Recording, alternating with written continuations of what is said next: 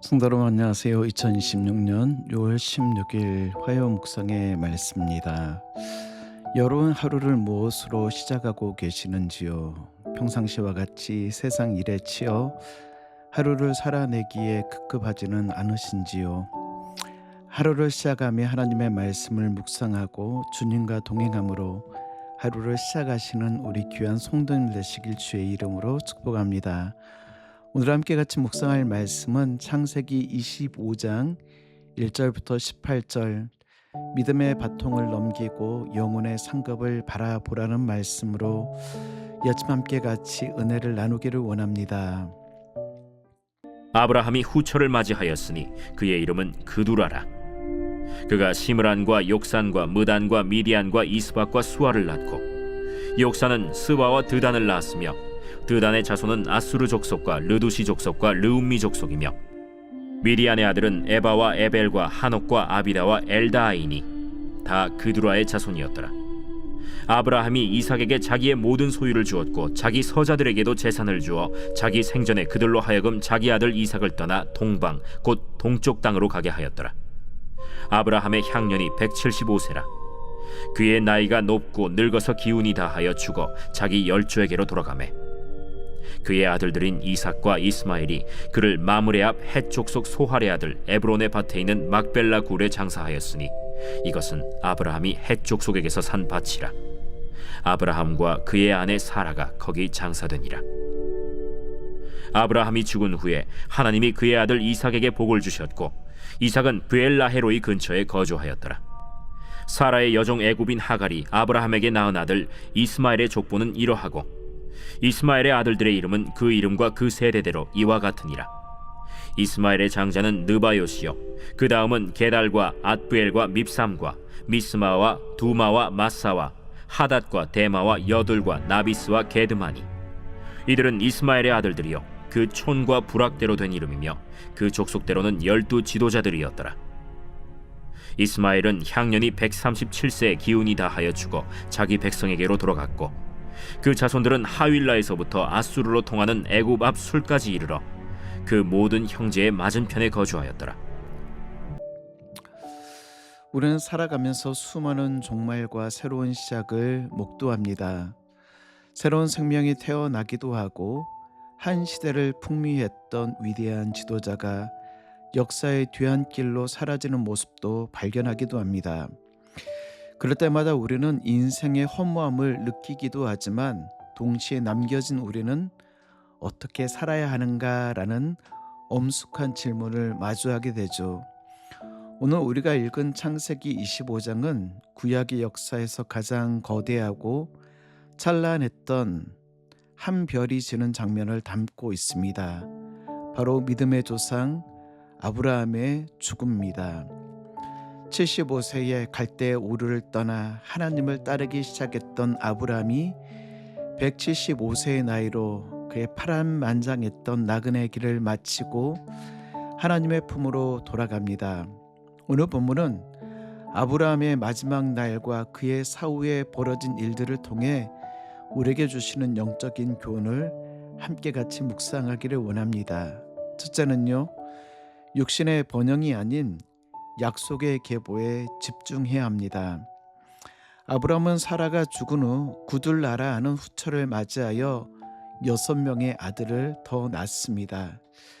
이 구절을 보면 아브라함이 늙어서도 여전히 육신적으로 번성했음을 알 수가 있습니다. 그의 후손들은 훗날 미디안 족속 등 거대한 민족들을 이룹니다. 그런데 성경은 이 수많은 자손들의 이름을 나열한 뒤에 아주 냉정하고도 명확한 선을 긋고 있습니다. 창세기 25장 5절부터 6절 말씀을 보면 아브라함이 이삭에게 자기의 모든 소유를 주고 자기 서자들에게도 재산을 주어 자기 생전에 그들로 하여금 자기 아들 이삭을 떠나 동방 곧 동쪽 땅으로 가게 하였더라. 아브라함 다른 자손들에게도 재물을 주어 독립시켰지만 모든 소유, 즉 하나님의 언약과 축복의 핵심은 오직 이삭에게만 물려주었습니다. 왜요? 이삭만이 육신의 생각이 아닌 하나님의 기적과 약속으로 태어난 언약의 자녀였기 때문입니다. 아브라함에게 수많은 자녀, 구둘라의 자녀들 이스마엘이 있었지만 하나님의 구원의 역사라는 믿음의 바통을 이어받은 사람은 오직 이삭 한 명뿐이었습니다. 세상적인 눈으로 볼 때 자녀가 많고 그들의 세상에서 성공하는 것은 복된 일입니다. 그러나 하나님의 관점에서는 누가 믿음의 바톤을 이어받는가가 더욱더 중요하죠.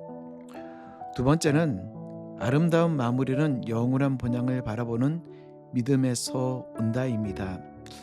오늘 7절과 8절 말씀, 아브라함이 죽음을 이렇게 묘사하고 있습니다. 아브라함의 향년이 175세라 그의 나이가 높고 늙어서 기운이 다하여 죽어 자기 열조에게로 돌아가매.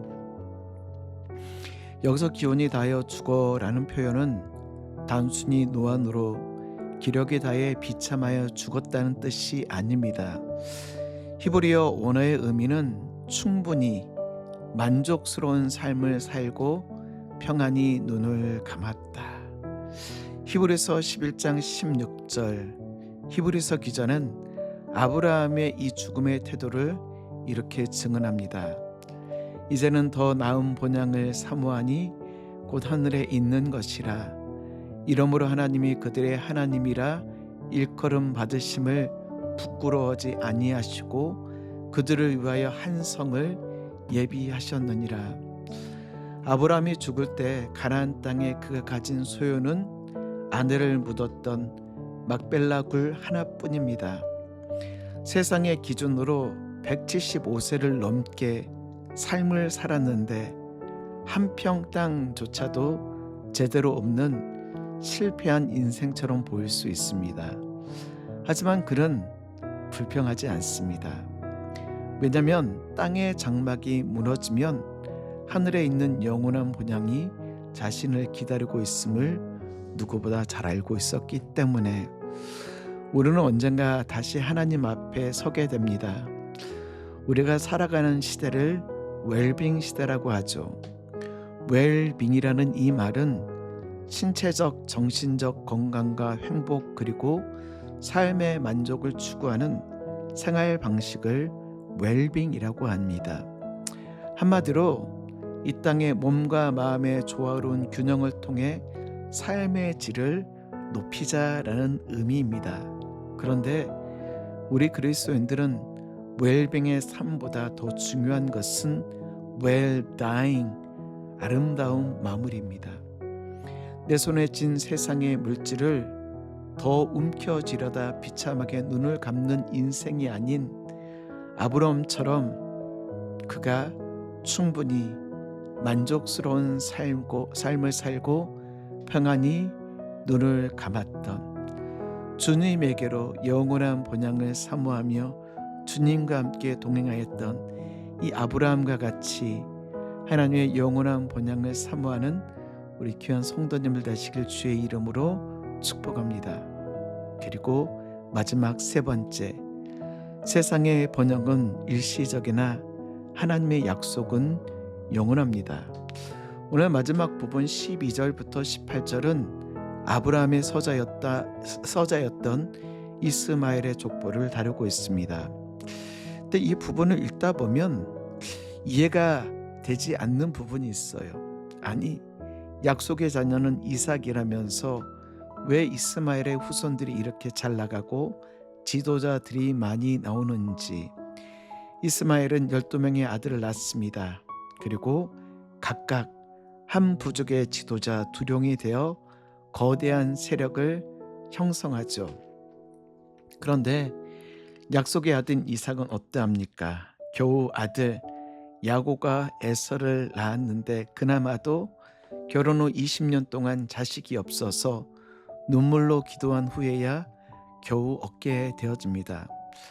세상적인 속도와 규모로 보면 이스마엘이 이삭을 압도하는 것처럼 보여집니다. 세상 사람들의 빠른 성공과 번영을 보면 우리가 낙심되어지죠.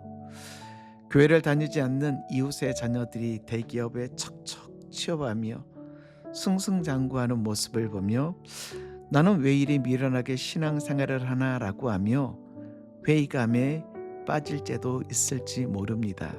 그런데요, 그들의 번영은 하나님의 일반 은총 속에서 허락하신 일시적인 불꽃놀이에 불과합니다. 우리는 비록 속도가 느릴지라도 영원한 생명이 보장된 약속의 자녀의 길을 걷고 있음을 확신하시기 바랍니다. 오늘 이스마엘의 족보는 화려한 가짜 보석과 같습니다. 지금 당장 12두령이 나오고 깃발을 휘날리며 그들이 승승장구하는 것처럼 보여지지만 우리는 영원하신 하나님의 약속되어진 약속의 자녀, 특별히 오늘 18절 말씀 보십시오. 이스마엘의 후손들의 결말을 성경은 이렇게 기록하고 있습니다. 그 모든 형제의 맞은편에 거처하였더라.